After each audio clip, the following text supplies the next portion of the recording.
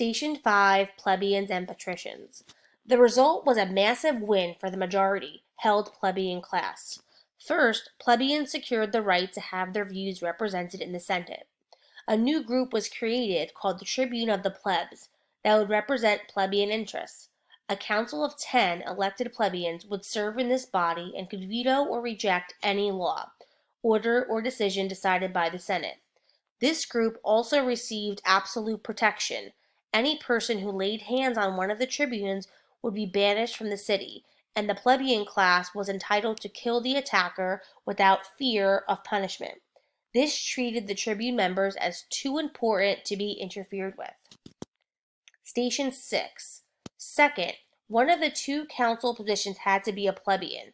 This meant that only plebeians hold power over the Senate, but they would also share control over the leadership of Rome.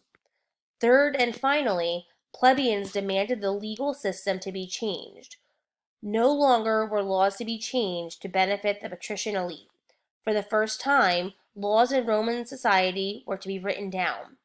These laws were carved into 12 wooden tables and were known as the 12 Tables. The 12 Tables formed the basis of law for the Roman Republic and combined strict rules with harsh punishment.